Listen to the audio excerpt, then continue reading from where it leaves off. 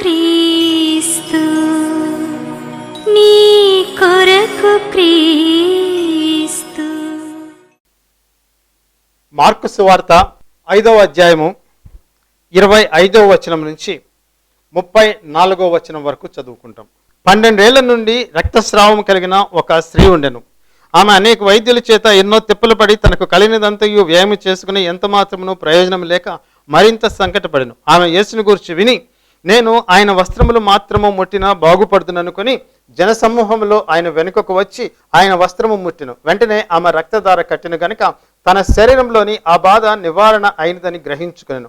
వెంటనే యేసు తనలో నుండి ప్రభావం బయలు వెళ్ళనని తనలో తాను గ్రహించి జనసమూహం వైపు తిరిగి, నా వస్త్రములు ముట్టినది ఎవరని అడుగగా, ఆయన శిష్యులు, జనసమూహము నీ మీద పడుచున్నట్టు చూచున్నావే, నన్ను ముట్టినదెవడని అడుగుచున్నావా అనిరి. ఆ కార్యము చేసిన ఆమెను కనుగొనవలనని ఆయన చుట్టూ చూచెను. అప్పుడు ఆ స్త్రీ తనకు జరిగినది ఎరిగి భయపడి వణుకుచూ వచ్చి ఆయన ఎదుట సాగిలపడి తన సంగతంతయు ఆయనతో చెప్పెను. అందుకు ఆయన, కుమారి, నీ విశ్వాసం నేను స్వస్థపరచును, సమాధానం కలదనవై పొమ్ము, నీ బాధ నివారణ అయి నీకు స్వస్థత కలుగునుగాక అని ఆమెతో చెప్పెను అని చెప్పి రాయబడింది. దేవుని యొక్క వాక్యాన్ని మనము అర్థం చేసుకునేదానికి ప్రయత్నించేటప్పుడు, అంటే అర్థం చేసుకునేదానికి ప్రయత్నించేటటువంటి వాళ్ళని గురించి మాట్లాడుతున్నా. అది మాకెందుకులే అనేటటువంటి వాళ్ళ గురించి నేను ఏం మాట్లాడడం లేదు. కానీ దేవుని యొక్క వాక్యంలో కొన్ని అద్భుతమైనటువంటి పదాలు ఉంటాయి. ఆ పదాలు, ఆ వాక్య భాగాలు ఆ దేవుని యొక్క వాక్యంలో ఉండేటటువంటి సారాంశాన్ని, దాని యొక్క గొప్పతనాన్ని వివరించేటటువంటి శక్తి కలిగినటువంటివి కొన్ని పదాలు ఉంటాయండి బైబిల్లో. ఆ పదాలు మనకు క్లూ ఇస్తాయి, తాళపు చెవి లాంటివి. మిగిలిన వాక్య భాగాన్ని అర్థం చేసుకునేదానికి అవి సహాయం చేస్తాయి, దోహదం చేస్తాయండి. అటువంటి ఒక వాక్యం, అటువంటి పదం ఒకటి ఈ మనం చదువుకున్నటువంటి వాక్య భాగంలో ఉంది. అది ఏమిటి అంటే అండి, ఆమె యేసుని గూర్చి విని అనేటటువంటి పదము. దేవుని యొక్క వాక్యమును విని, ఆ పదము రెండే 2 అక్షరాలు కదండి తెలుగులో అయితే. అయితే ఆ 2 అక్షరాలు కలిసి ఏర్పడినటువంటి ఆ పదానికి, ఆ విని అనేటటువంటి పదము ఈ సందర్భంలో, ఈ బ్యాక్గ్రౌండ్లో దానికి చాలా లోతైనటువంటి అర్థం ఉందండి. ఎందుకంటే ఆ విని అనేటటువంటి పదము ఒక స్త్రీ యొక్క జీవితాన్ని పెను సంక్షోభంలో నుంచి, అత్యంత దీనాతి దీనమైనటువంటి స్థితిలో నుంచి ఆమె జీవితంని మార్చివేసి గొప్ప క్షేమము, ఆరోగ్యము కలిగేటటువంటి స్థితిలోనికి తీసుకొని వచ్చినటువంటి పదము 2 అక్షరాలు. విని. వినేటటువంటి వాళ్ళు చాలామంది ఉంటారండి. చాలా రకాలైనటువంటి సమాచారాలు మన దగ్గరకు వస్తుంటాయి. చాలా రకాలైనటువంటి వార్తలు మన చెవుల్లో పడుతూ ఉంటాయి.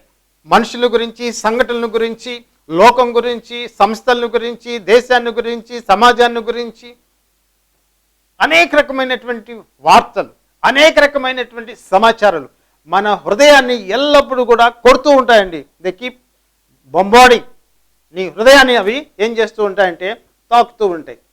సమాచారం, కొన్ని సమాచారాలు మనం విన్నప్పుడు అవి మనకు ఉపయోగపడతాయి,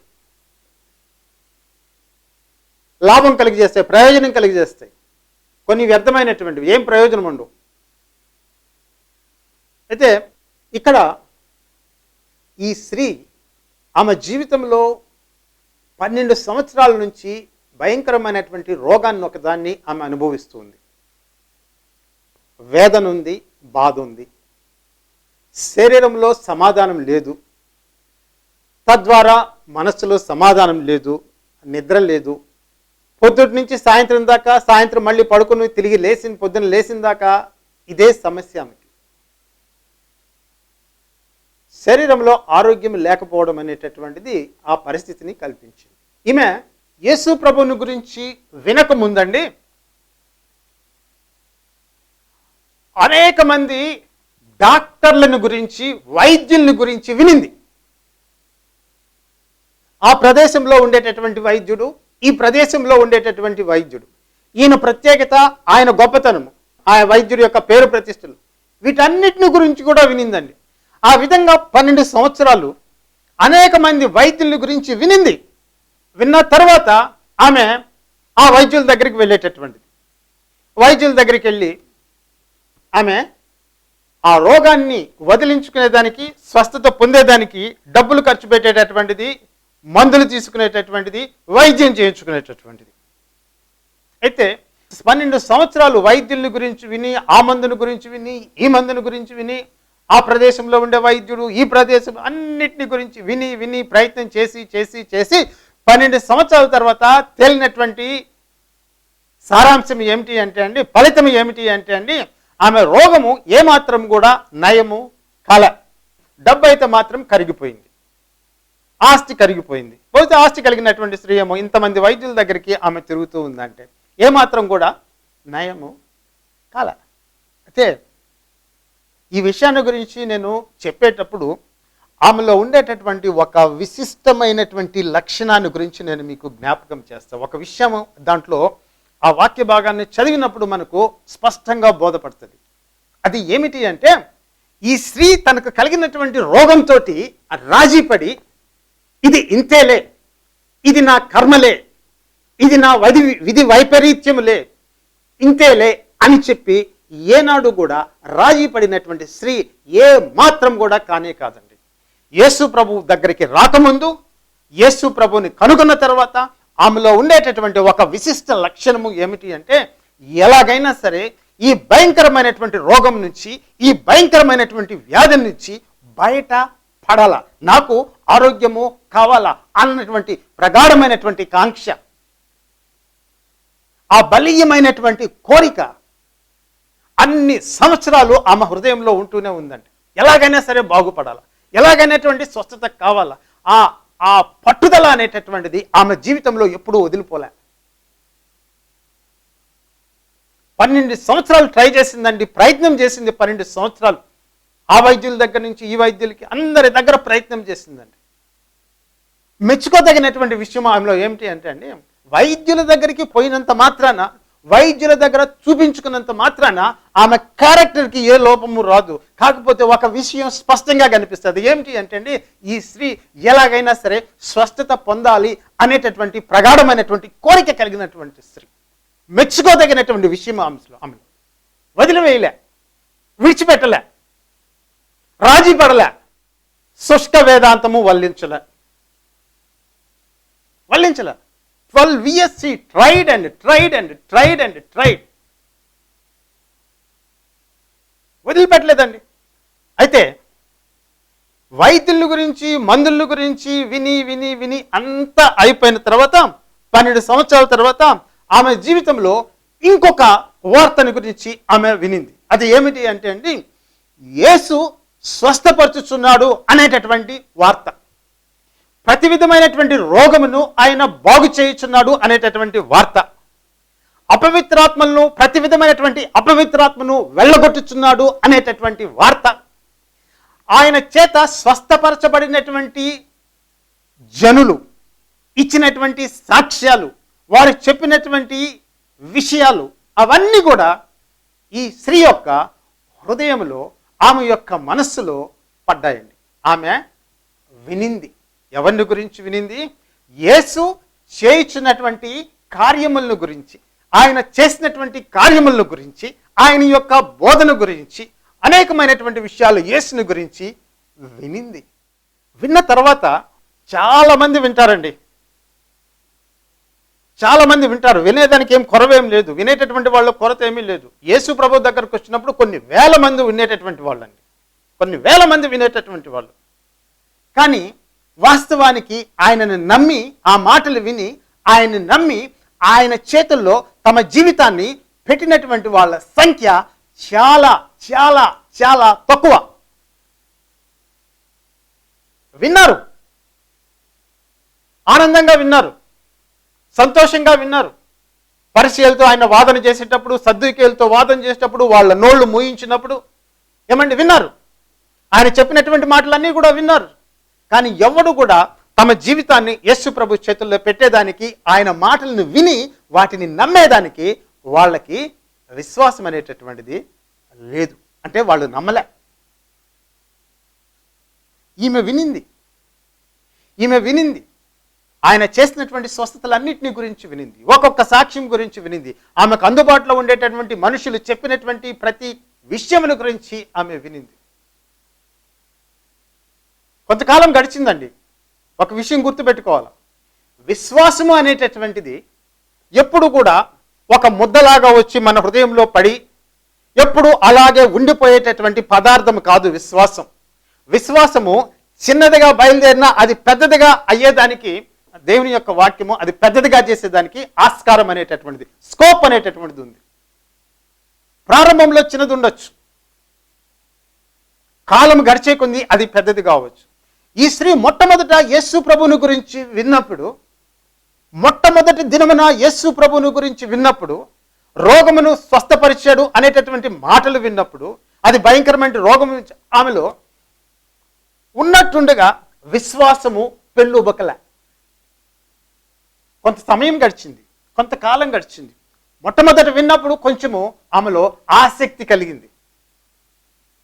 కొంతకాలం తర్వాత ఇంకా కొన్ని వినింది. ఆ ఆసక్తి ఇంకా ఎక్కువైంది.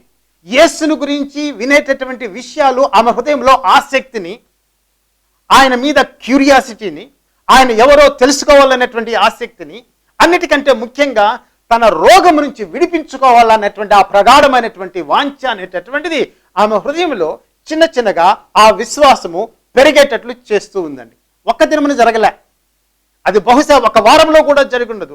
కొంతకాలం తర్వాత, over a period of time, as she has been listening again and again from the people who have been healed by Jesus Christ, as she listened to their witnesses, her faith began to grow. అది పెరగడం ప్రారంభించింది. ఆ విన్నటువంటి మాట తన యొక్క స్థితికి ఆమె అన్వయించుకుంది. ఆయన చేసినటువంటి క్రియలు, ఆయన చెప్పినటువంటి మాటలు తన స్థితికి అన్వయించుకుంది.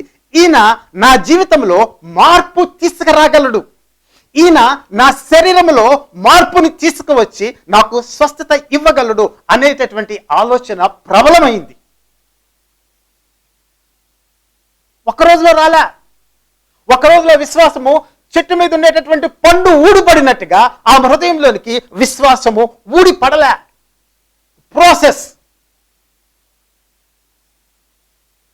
Growing up in faith is a process that happens when you listen to the word of God.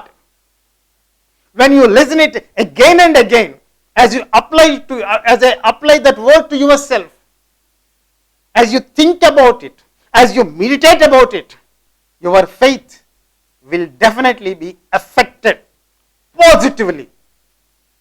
పెరుగుతుంది, గ్రో అవుతుంది. ఈ స్త్రీ వినిందండి.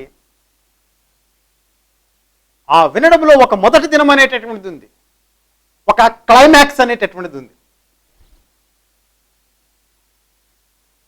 విని విని విని జరిగినటువంటిది ఏమిటి అంటే అండి, ఆమె హృదయంలో యేసు ప్రభు చేసినటువంటి క్రియలు, స్వస్థత పొందినటువంటి వాళ్ళని ఆమె చూసిన తర్వాత, వాళ్ళ రోగాలు చూసిన తర్వాత, వాళ్ళ వ్యాధులు ఎటువంటి వ్యాధులు బాగుపడ్డాయో చూసిన తర్వాత, వాళ్ళ స్వభావాలు చూసిన తర్వాత, ఆయన చేసేటటువంటి ఆ క్రియలు, దాంట్లో ఉండేటటువంటి మంచితనము, దాంట్లో ఉండే దయాళుత్వము, దాంట్లో ఉండేటటువంటి కనికరము, దాంట్లో ఉండేటటువంటి క్షమాపణ, ఇవన్నీ కూడా ఆమె చూసిన తర్వాత ఆమెకు ఒకానొక దినాన ఒక పరిస్థితి ఒకటి వచ్చింది. అది ఏమిటి అంటే, నేను ఆయన చెయ్యి నా మీద పెట్టవలసిన అవసరం లేదు, ఆయన మాట చెప్పవలసినటువంటి అవసరం లేదు, ఆయన చెంగు ముట్టితే నేను స్వస్థపడగలను.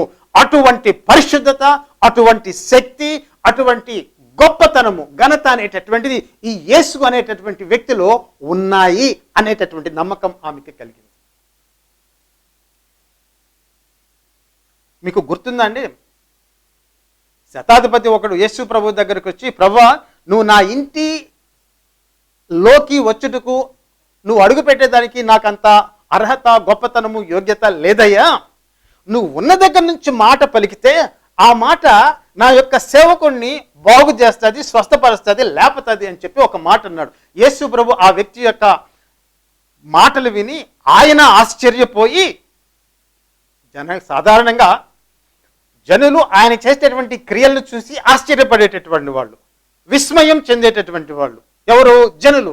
కానీ ఈయన విషయంలో, ఈ శతాధిపతి విషయంలో యేసు ప్రభు ఆశ్చర్యపడ్డాడు, యేసు ప్రభు విస్మయం చెందాడు. ఎందుకంటే అటువంటి విశ్వాసం కలిగినటువంటి వ్యక్తి. అయ్యా, నీ మాటగా శక్తి ఉంది, నీ మాటగా అధికారం ఉంది, కేవలము ఆ మాటను విడుదల చేయి, నా సేవకుడు స్వస్థపడతాడు. యేసు ప్రభు విస్మయం చెందాడు. ఈ స్త్రీ యేసు ప్రభుని గురించి విని ఆయన యొక్క వ్యక్తిత్వాన్ని, ఆయన యొక్క స్వభావాన్ని, ఆయన యొక్క శక్తిని ఈమె అంచనా వేసుకుందండి. ఆ యేసు ప్రభు తన యొక్క జీవితంలో మార్పు తీసుకురాగలడు, దాన్ని మార్చగలడు, ఈ స్థితి నుంచి నన్ను విడిపించగలడు. ఆ శక్తి యేసు ప్రభుకుంది, ఆయన మాటకుంది, ఆయన స్పర్శకుంది అనేటటువంటిది ఆమె హృదయంలోనికి వచ్చింది.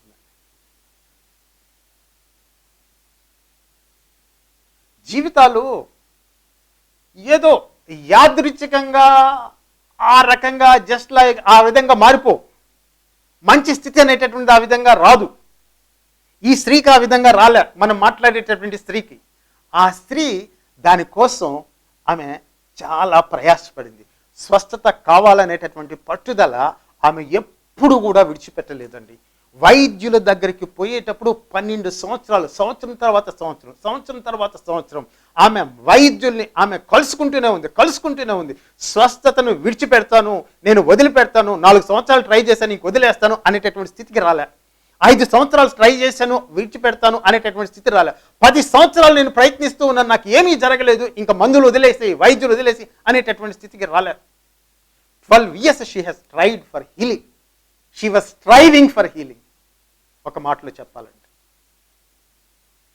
ఆ స్వస్థత అనేటటువంటిది చిట్ట చివరికి యేసును గురించినటువంటి సమాచారము ఆమె చెవుల్లో పడి, ఆమె దాన్ని హృదయంలోనికి తీసుకుని దాని గురించి తలపోసి, దాని గురించి ఆమె ఆలోచించినప్పుడు ఆమె హృదయంలో విశ్వాసం అనేటటువంటిది పుట్టింది. స్వస్థత కోసం నువ్వు దేవుణ్ణి అడుక్కోవడంలో, ప్రార్థించడంలో, విన్నపము చేయడంలో ఏ సమస్య, ఏ ప్రాబ్లం, ఎటువంటి సమస్య లేదు. ఈ స్త్రీని కానీ మనం చూస్తే ఆమెలో ఉండేటటువంటి ఒక విశిష్టమైనటువంటి లక్షణము ఏమంటే స్వస్థత కోసం తెగ ప్రయాసపడినటువంటి స్త్రీ అండి. చిట్ట చివరికి ఆమెకి ఎవరి దగ్గర అది దొరికిందంటే, వైద్యుల దగ్గర దొరకలేదు, కానీ యేసు ప్రభు దగ్గర సంపూర్ణమైనటువంటి స్వస్థత ఆమెకు దొరికింది. ఆ విధంగా అని చెప్పి నేను వైద్యులు చెడ్డవారని కానీ, లేదంటే వైద్యం కోసం వైద్యము ద్వారా మనము స్వస్థత చేసుకోవడం తప్పు అని కానీ అనేటటువంటి సందేశము ఈ వాక్య భాగంలో లేదు. వైద్యుల దగ్గరకు పోవడం తప్పు, కేవలం యేసు ప్రభు దగ్గరికి రావడం ద్వారానే స్వస్థత పొందుకోవాలా అనేటటువంటి భావము, అనేటటువంటి తాత్పర్యము ఈ వాక్య భాగంలో లేవు. ఆమె ప్రయత్నించింది, తప్పులేదు. వ్యాధి బాగు కాకపోయినప్పుడు దేవుని దగ్గరకు వచ్చి యేసు ప్రభు ద్వారా స్వస్థత పొందింది. ఆమెలో ఉండేటటువంటి గొప్ప లక్షణం అదండి. నీ జీవితంలో నువ్వు ఎటువంటి రోగంతో, ఎటువంటి వ్యాధితోటి బాధపడుతున్నావో నాకు తెలియదు, ఎంత నిరాశలో కృంగి ఉన్నాయో నాకైతే తెలియదు. కానీ నీ యొక్క పరిస్థితుల్లో నీకు మార్పుని కలుగజేసేటటువంటి, నీ జీవితంలో నీకు ఒక మార్పుని తీసుకుని వచ్చేటటువంటి ఒక సమాచారం మాత్రమైతే ఉంది. ఆ స్త్రీ జీవితంలో ఆ సమాచారము మార్పుని తీసుకుని వచ్చింది. ఆమె విని ఆలోచించింది, విని తలపోసింది, విని ధ్యానించింది, విని ఆమె తనకు కలిగినటువంటి విశ్వాసానికి పనిపెట్టింది. విశ్వాసము క్రియగా మారింది. ఏ విధంగా మారింది? క్రియగా మారింది. ఆమె విశ్వాసము ఉంచిన తర్వాత ఇంట్లోనే కూర్చోలే. ఆమె విశ్వాసము, యేసు ప్రభు మీద విశ్వాసము కలిగిన తర్వాత ఇంట్లో నుంచి బయటకు అడుగు పెట్టింది. అది క్రియ, అది కార్యం. విశ్వాసము ఉంది కాబట్టి ఆమె యేసు ఉన్నటువంటి వైపుకి, ఆయన దిశగా ఆమె అడుగులు వేసింది. అది క్రియ. That is faith in action. She took steps to reach out to Jesus Christ, to reach out to Jesus Christ, to get healing. She came out of her home. ఆ డిప్రెసింగ్ సిచ్యుయేషన్లో నుంచి, ఆ డిస్ట్రెసింగ్ సిచ్యుయేషన్లో నుంచి, ఆ కృంగుదల కలిగజేసేటటువంటి ఆ పరిస్థితుల్లో నుంచి యేసు యొక్క సమాచారం విని అడుగు బయటికి వేసింది. విశ్వాసం లోపల ఉంది కాబట్టే అడుగు బయటపడింది. విశ్వాసం లోపల ఉంది కాబట్టి యేసుని చేరుకోవాలి అని ప్రయాణం మొదలుపెట్టి. ఆయన దగ్గర జనాలు ఉంటారమ్మో, నువ్వు చారలేవు, అక్కడ తోసుకుంటుంటారు, కిక్కిరిస్తుంటారు, చాలా కష్టం అనేటటువంటి మాటలు కూడా వినుంటుంది.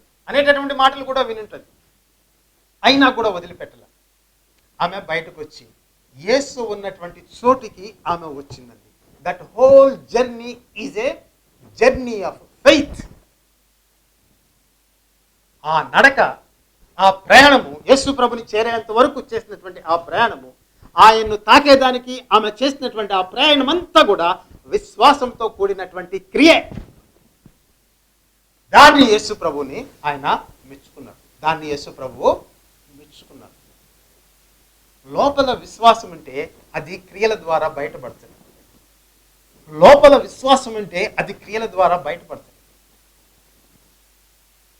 ఆ విధంగా స్తబ్దుగా ఉండిపోదు. ఆ విధంగా ఉండలేదు విశ్వాసం, నిజమైనటువంటి విశ్వాసం. కొంతమంది ఏమనుకుంటారంటే అండి, అసలు స్వస్థత కోసం అడగడమే తప్పు అన్నటువంటి దోషారోపణ కలిగినటువంటి హృదయాన్ని కూడా, ఒక గిల్టీ కాన్షియస్ కొంతమంది కలిగి ఉంటారు.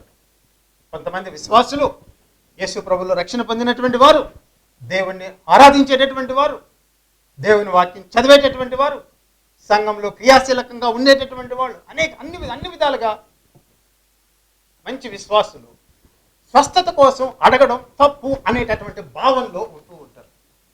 ఈ వాక్య భాగం చదివితే అటువంటి భావన హృదయంలో ఉండేదానికి ఆస్కారం ఉందా, తాగుందా?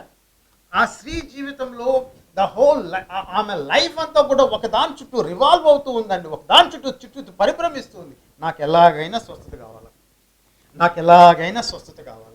వైద్యుల చుట్టూ తిరిగింది, కుదరలేదు. ఆమె ఇంకొక దగ్గర స్వస్థత వెతుకుతూ ఉంది. దేవుని దగ్గరికి, యేసు ప్రభు దగ్గరకు వచ్చి వెతుకుతూ ఉంది. అక్కడ ఆమెకి దొరికింది. అది తప్ప? స్వస్థత కోసం అడగడం తప్ప? స్వస్థత కోసం ప్రార్థన చేయడం తప్ప? ఒకవేళ స్వస్థత కోసం అడగడం తప్పైతే, స్వస్థత కోసం ప్రార్థన చేయడం తప్పైతే, యేసు ప్రభు ఆమెను ఎందుకు స్వస్థపరిచినట్టు? అది దేవుని చిత్తం కదా. ఆయన దేవుని చిత్తం నెరవేర్చలేదా? ఆత్మని సృష్టించినటువంటి దేవుడు శరీరాన్ని కూడా సృష్టించాడు. దేవుని దృష్టిలో శరీరానికి విలువ అనేటటువంటిది ఉంది. దాన్ని ఆయన తృణీకరించి త్యజించవలసినటువంటి పదార్థంగా ఆయన పరిగణించడం లేదు. మనకు రక్షణలో శరీరాన్ని విమోచించడం కూడా ఒక ముఖ్యమైనటువంటి అంశం, భాగం. నీ ఆత్మ విమోచించబడుతుంది, శరీరం కూడా విమోచించబడుతుంది. ఆ దినాన దేవుడు నీ శరీరమును మహిమ శరీరంగా లేపుతాడు. శరీరానికి విలువ ఉంది బైబిల్లో. కొంతమంది బోధల్లో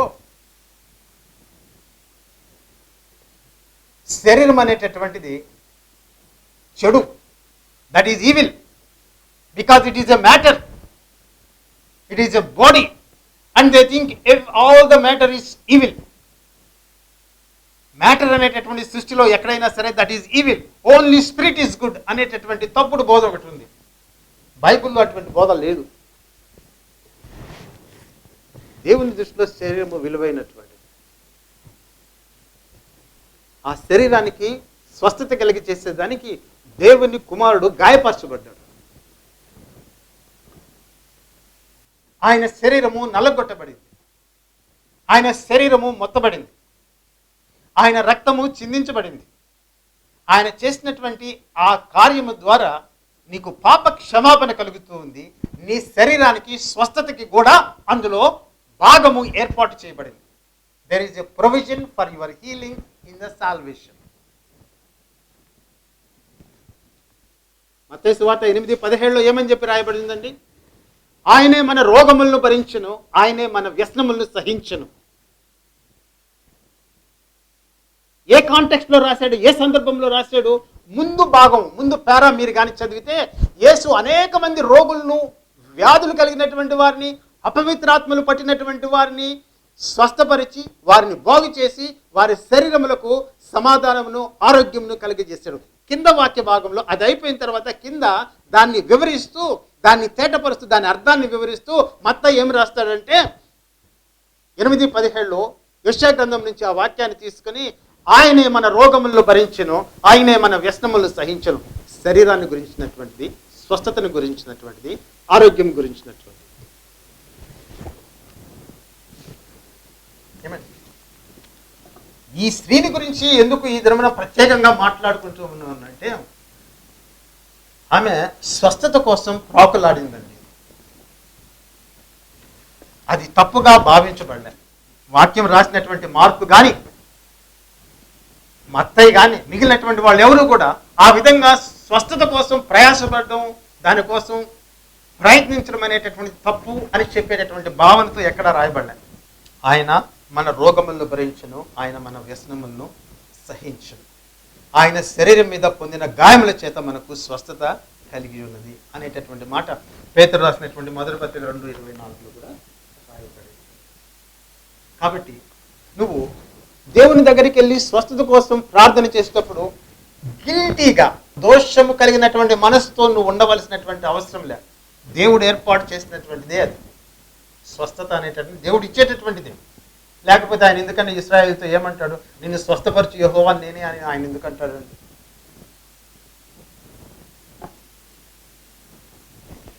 చాలా మంది ఏం చేస్తారంటే స్వస్థతను గురించి మాట్లాడేటప్పుడు అపోస్తలుడైనటువంటి పౌలు యొక్క అనుభవాన్ని మాటి మాటికి ఉటకిస్తూ ఉంటారు.